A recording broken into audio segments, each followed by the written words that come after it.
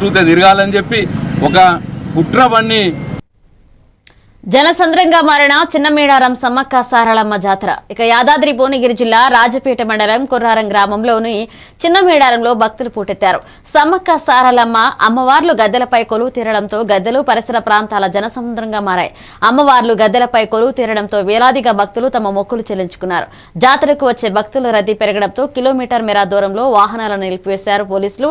ఇక జాతరలో ఎలాంటి అవాంఛనీయ ఘటనలు జరగకుండా పోలీసు పటిష్ట బందోబస్తు ఏర్పాటు చేశారు.